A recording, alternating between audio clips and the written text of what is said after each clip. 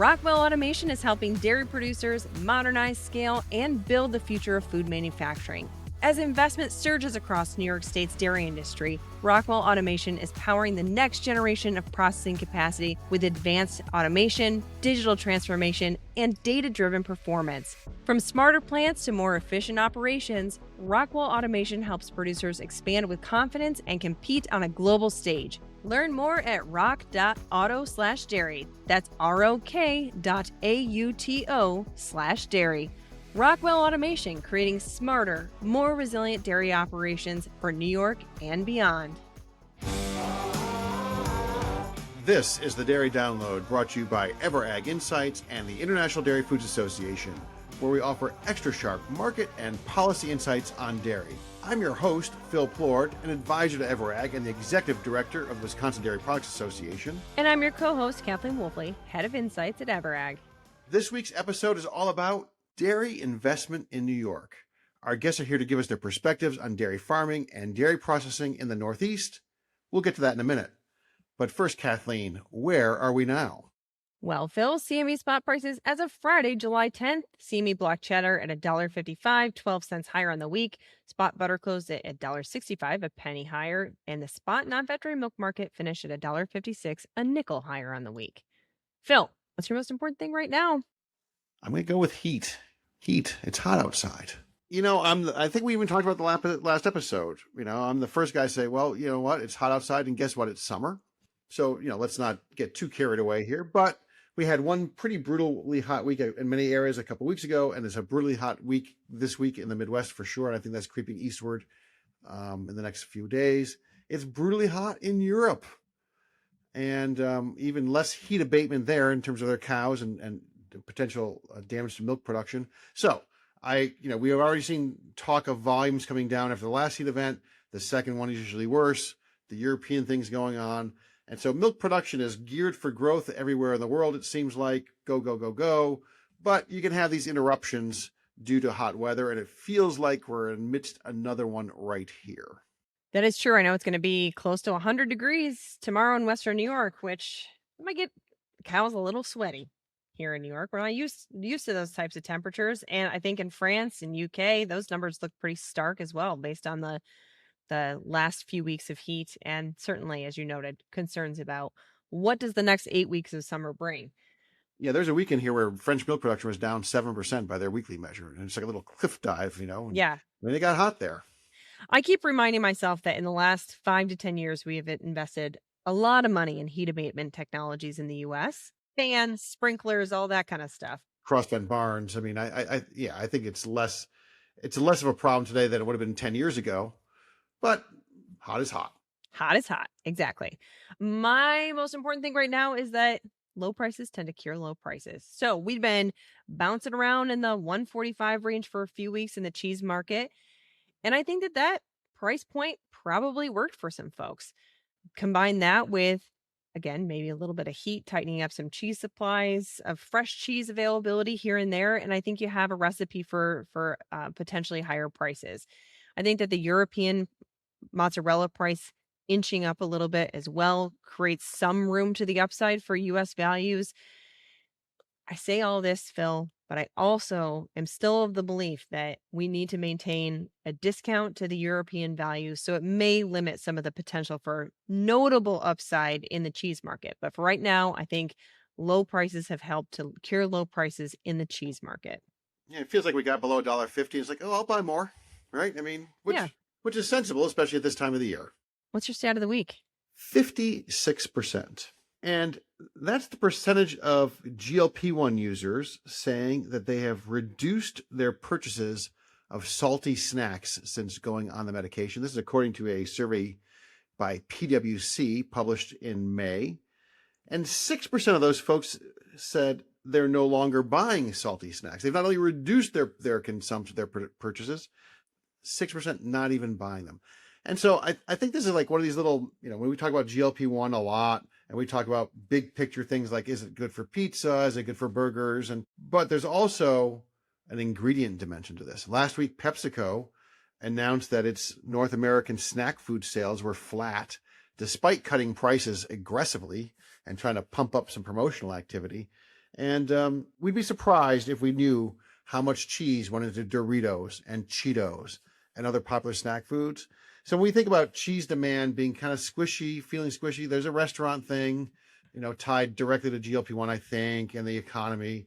There's a retail thing because we haven't really been doing a lot of, even though prices are low, we have not been doing much promotion, aggressive promotion. And there's also in the background this ingredient thing. If salty snacks appear to be in the crosshairs of the GLP-1 situation. And so it's another net negative for cheese demand, maybe a small one, but a net negative nonetheless. I will say that I did my part over the weekend. There's something about Cheetos by the pool on a hot summer day that is just nostalgic for me. And I could not stay away. You like the puffy Cheetos or the crunchy Cheetos? Oof. Oh, there's only one answer. Prefer the crunchy ones. There you go. That's the correct answer. Yeah. But I'm not going to shy away from a puffy one. And then you can rinse off the orange, color in the pool, right? Exactly. Exactly. You got it. Okay. Phil, I am so excited because this episode is all about my home state, investment in my home state in particular. So I thought I'd add a stat of the week that's New York related. In the past year, we have seen 13,000 cows added to the New York State dairy herd. And I'm going to tell you that there's still a lot of dirt getting moved. So it's a stat of the week plus a little projection. I think we're going to continue to see those cow numbers growing in New York State to tackle some of the additional investment that's coming into this market. Very popular place all of a sudden. I mean, there's always been a sort of a sneaky dairy powerhouse, right? Yeah. But now the Northeast has become quite fashionable given all the investment on the books for the state. Yeah, we're number 5 in milk production in 2025. Texas beat us out. Idaho beat us out a couple years ago, but still pretty exciting to see New York in growth mode once again. All right, Phil, what's your fearless prediction today? Okay, so in the month of April, the U.S. exported 141.5 million pounds of cheese, which I believe is an all-time record. And then in May, that dropped down to 135.4. We will not top 141.5 again this year. It's going to stand as the record. Now, I'm not saying forever and ever. I just think for calendar year 2026, 141.5 will be the peak. Okay. Here's my fearless prediction. Right now, the October butter contract is trading $1.83. I think I'm going to take the over on that. Really? Maybe not by much, but I think I'm going to take the over on that. A little heat, a little ice cream consumption jump. Maybe not by much, but I'm going to take the over on $1.83. October. I mean, fourth quarter, you would think there's a chance. Things can happen. It is the butter market. Things can happen. All right, Phil. Again, I'm excited about talking about New York State investment. Let's get to our first guest. It's exciting to have Thomas Chartrand with us today. Thomas is the CFO of Byrne Dairy, a role he's held for the past 5 years, the latest stop in a 20-year career with dairy companies. Thomas, welcome to the Dairy Download. Thanks, Phil. I appreciate being here. Just tell us a little bit about Byrne Dairy. Yeah, so, who's Byrne Dairy? So we were formed in 1933. It's a fourth-generation family-owned company. We're really focused on innovation and growth, and we see that when we look at the products that we're in.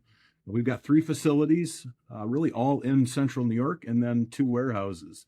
Over 20 years of ESL and extended shelf life experience. So those are the markets we love, and very dairy-focused organization. Okay, so this episode is all about dairy industry and the dairy investments that we're seeing in New York State, my home state. Why did Byrne Dairy build its roots in New York? And why does it continue to build investment in New York? It started in 1933 in the Depression era. It was a good spot in Syracuse, New York, where they, had horse and buggies delivering milk. And since then, what we found in the state of New York is you have really 3 things. You have expertise and people, right? The dairy industry is large in New York State. You see a lot of investment. You see a lot of people. It's one of the biggest states for dairy, really across the country. What else? We got a lot of milk in New York State. Makes a lot of sense to continue to grow there. And we've also got some population centers. And when you look at all those things together, it fits really well to say, let's keep growing in New York. Let's keep growing in the Northeast. You check those critical boxes, and that's what we've been doing. All right. So New York's got a lot of milk, but where does it come from? Are you sourcing primarily from within a short distance around the plants, or are you bringing milk in from a little farther away? Oh, it's a great question.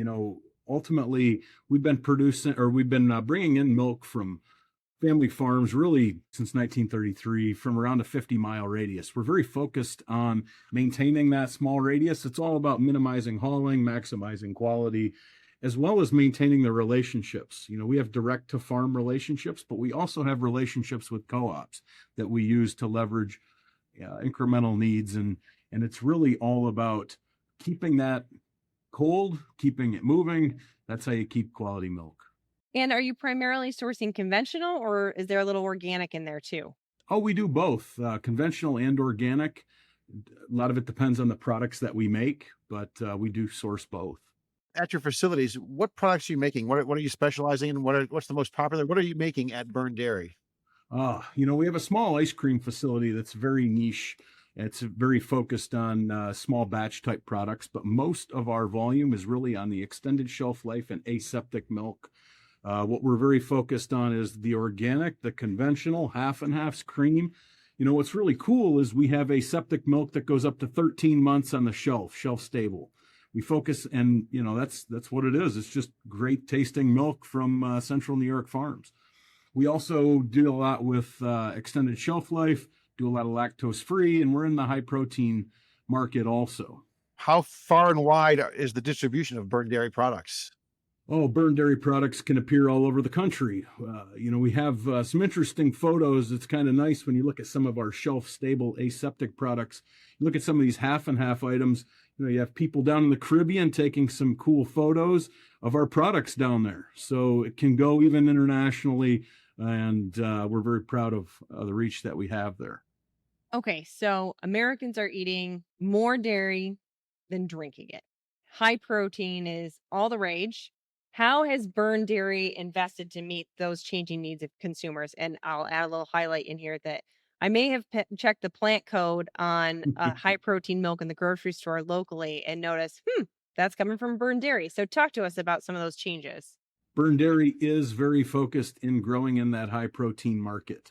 When you look at what are we doing eating versus drinking, we're very focused on the beverage side of it, but we're leveraging what we do into I'll say co-manning and creating private labels around that high protein drink. We have our own label. We do products for others, and we're going to continue to focus on that. That's part of our Cortlandville expansion. We've also invested in an innovation center, in test facilities, in order to really be able to do rapid turnaround of these high protein drinks, these high protein ideas that customers have. We know that protein is here to stay. We're going to continue to invest in those markets, and we see New York and the dairy industry as being a great spot for that.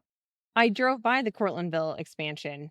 Maybe that was 3-4 months ago at this point. Mm-hmm. What point of the expansion process are you at? Are you still in the growth phase, or have you phase 1, phase 2? It's a good question. So right now, our building is mostly complete. We're currently hiring. We have a cool little hiring center out front that's being staffed with HR team as we're looking to ramp the positions that are going in there. And, we're looking to populate that facility with the right staff to be able to execute properly. We're expecting really the first half of 27 to be running commercial product out there. The Cortlandville expansion is going to have milk filtration, which seems to be bigger out there. I know a lot of folks are getting into that, advanced blend and batch, and then a high-speed PET line in order to be able to fill a lot of those needs. Well, protein is a target. It's not everything that we do as we think about things like coffee creamers and some of those other things. The Cortland expansion is going to be able to be flexible, but focused on dairy. But what products are you planning on making there? Right now, we run our extended shelf life dairy, so milks and creams there. As our new PET line comes in, it's going to be predominantly high protein focused. So think your high protein beverages. So Thomas, You and I are not that far away from each other in Mhm. New York. We're both talking to dairy farmers. We're out there in the markets. What do you see from your perspective as the challenges and opportunities for New York's dairy industry? Well, there's been a lot of investment here recently, and continues to be a lot of talk of investment for, uh, dairy processing in New York State. And the challenge is, one, are you going to have enough milk? But then, are you going to have enough talented individuals? I think New York State's been very good with both of those. The milk normally responds given enough heads up, and we're excited about that. It's not anything I'm deeply concerned about, but it's something you got to watch. It's something you got to prepare for, and it's something that you need to have continuous discussion with your farms on, to make sure that they're ready to expand, that your co-ops are ready to go, that milk is out there. Opportunities, when you think about dairy in general, I think milk is becoming more, the focus is really going back to milk as being a very high nutritious beverage kind of across the board. And when you think about what these protein drinks can do to that just enhances where I think dairy's been and where it's been going, and kind of the renaissance that we're re-seeing.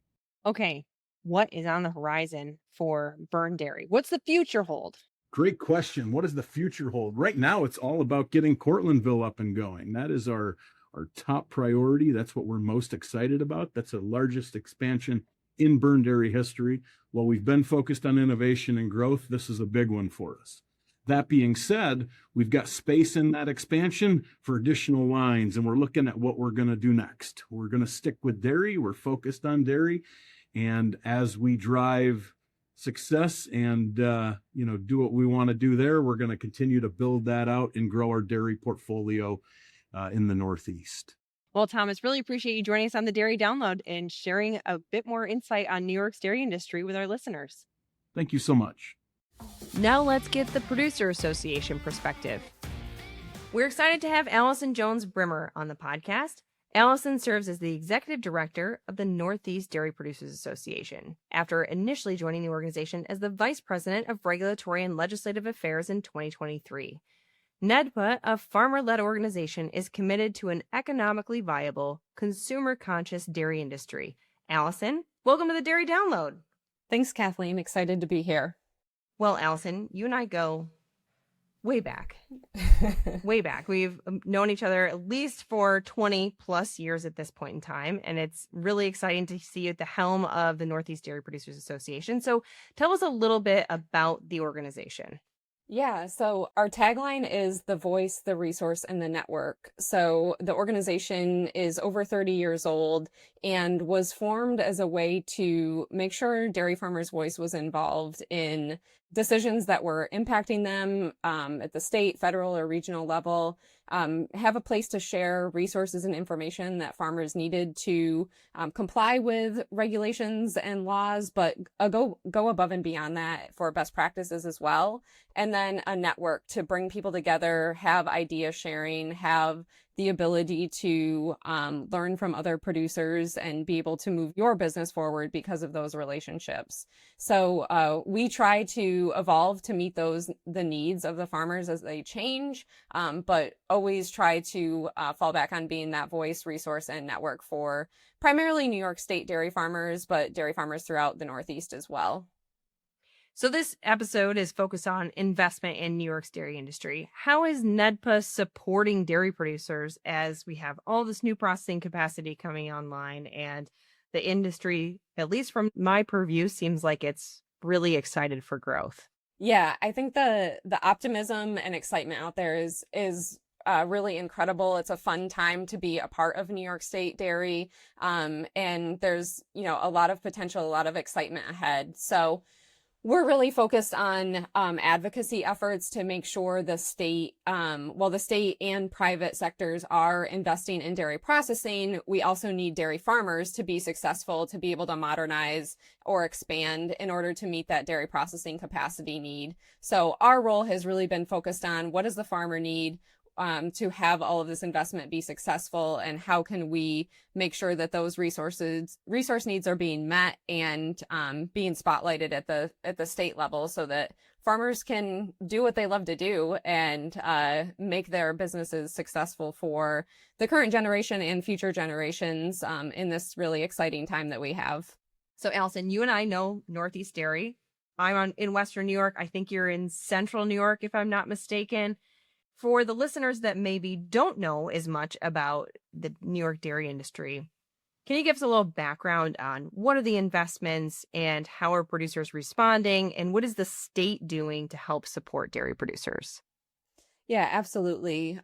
We're seeing an estimated about $3 billion in investment in dairy processing capacity. So that's both through new plants, expanding existing plants, or modernizing existing plants. So that's really creating an opportunity for more milk to have homes in New York State for processing, which farmers in the state have been asking and hoping for many years. So that's really exciting and something to look forward to. And farmers have really responded with making investments of their own on their farm as well. So I think there was some kind of pent up growth opportunity. There wasn't a lot of opportunity for expansion for some farms throughout the state for many years. And when they started receiving signals that it was a good time to expand, they truly answered that call, and definitely were dreaming big about what was possible for them and their business and their family.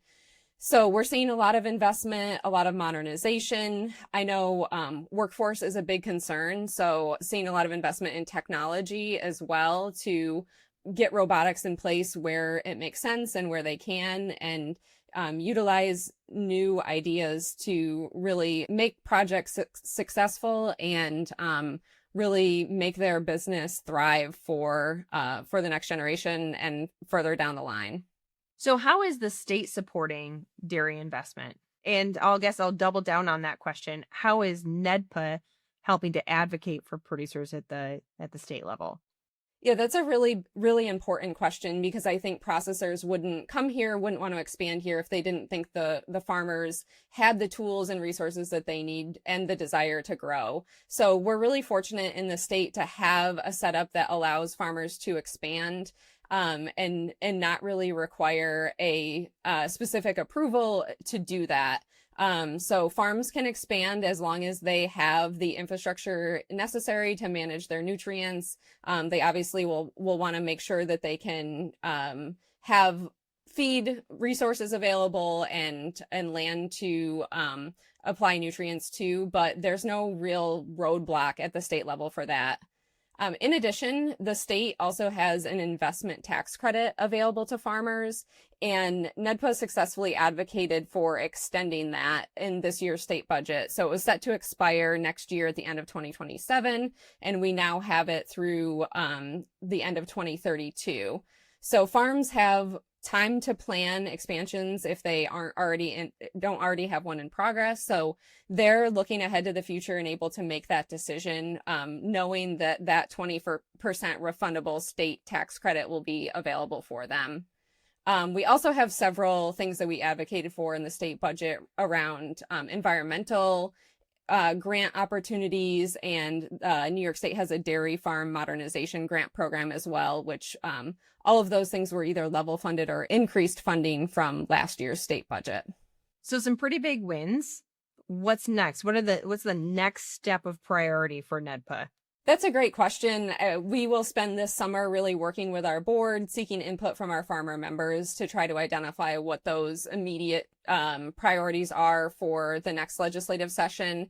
I do think one big idea is addressing workforce challenges, seeing some action at the federal level that maybe will give dairy farmers more opportunity. Hopeful that our congressional representatives will also hear us about the call for reform to make agricultural workforce more available and more user-friendly and affordable, so that dairy farmers can continue to produce safe, local, affordable food for their neighbors, and really contribute to that local food supply as well as the local economy that they're in. Workforce, clearly a challenge. What are some of the other challenges that are facing dairy producers in this region, maybe this year and then for the next several years? Yeah, I think one major thing, we have a lot of great things going on in New York State. The state is very supportive of dairy, wanting to encourage investment in dairy, but there are things that make doing business in New York State difficult. And really, the pace of regulatory change can be a big challenge and a big burden on farms. I feel like some farms just wrap their arms around one piece of change, and then the state is throwing or the federal level is throwing 5 or 6 more changes at them that they have to navigate as well. So when we meet with leaders in Albany, we are really trying to express how difficult it is to keep up with the pace of regulatory change and try to be really collaborative in ways to make improvements that are real world feasible. So we have a good relationship with some folks at Ag and Markets and Department of Environmental Conservation about, good relationships there to be able to help them see, okay, here's what your goal is for environmental sustainability, environmental improvements, and here's what we can do in the real world to make those changes happen. So that collaborative relationship that NEDPA has had for a long time is really important to be able to kind of slow that pace of regulatory change and make reasonable next steps. Those are the challenges. What about the opportunities? So I think the opportunities are really around research and innovation, and we advocate for investment in organizations like Cornell Pro Dairy, the Cornell Dairy Research and Education Center, to make sure that they have the resources that we need to solve tomorrow's challenges and find innovative solutions to help dairy farmers do their jobs better. So we'll continue to advocate for funding for those programs. We also have a variety of ways to give feedback to those programs and make sure that the dairy farmer voice is being heard in deciding what to research next, to deciding where to invest, kind of figuring out what those challenges are, what those roadblocks are, and developing innovative ways to solve them. So I think a lot of exciting work being done on dairy nutrition, precision nutrition, making sure we can produce more milk and more components that we need without having an environmental impact or without increasing environmental impact. So a lot of really cool innovative ideas going on that we're excited to be able to help invest in and excited for farmers to be able to get access to. Thinking about innovation and supporting producers through this growth opportunity, how is NEDPA supporting members in adopting sustainable practices and more innovative practices? Yeah, our goal is really to help get some of that research done out to the farmers who need it. So I kind of see us as a two-way street of information. We are helping the farmer voice be heard by state leaders, others who might direct what happens with research, but we're also kind of helping get information to farms about where they can go from here, what they can implement on their farm that could help them in their unique situation. So we really try to help get Cornell Pro Dairy's team. We market their workshops, their research, their information, and where other opportunities arise, we will help promote events and workshops and learning and road shows and things like that to make sure that farmers just know where to go for the expertise to help make improvements on their farm. I think this is maybe the $1 million question. We've got a lot of new stainless steel going up. There's a lot of barns being built. There's a lot of ground being moved on the dairy side of things. Do you think that the Northeast dairy industry can rise to the challenge of filling all the new processing capacity that's coming? I absolutely think so. I think farmers are really excited to make investments in their businesses for the future. The plant's investments and expansion and new projects will be really legacy plants and kind of be here for the long term. So I think farms see that opportunity and want to take advantage of it. And I think it's going to take some creative thinking. It's going to take not just adding more cows, but doing so in a way that we can increase milk production or increase component production in addition to the adding more cows, so that we can make sure that the land base stays kind of in balance with what the cow numbers are, make sure that farms are having relationships with crop growers in their community to be able to have different relationships for feed and nutrient application. So I don't think everything's going to look exactly the same, but I think that farmers in New York are innovative and want to rise to the challenge of growing their business and growing the opportunities for themselves and future generations. Well, Allyson, we really appreciate you joining us on the Dairy Download and sharing a little bit more detail about what's going on in the Northeast and what you're doing to support it. Thanks so much. Really appreciate the opportunity, Kathleen. That's a wrap for today's show. Thank you once again to our sponsor for this episode, Rockwell Automation. As always, want to thank our production team, Maggie McLean, Mariah Minnick, Andrew Jerome, and Jeff Cullen at IDFA, and Abby Bauer at Everag. And remember, if you enjoy the show, hit the subscribe button and leave us a positive review on your favorite podcast platform. Thanks for listening to the Dairy Download. Until next time, stay sharp.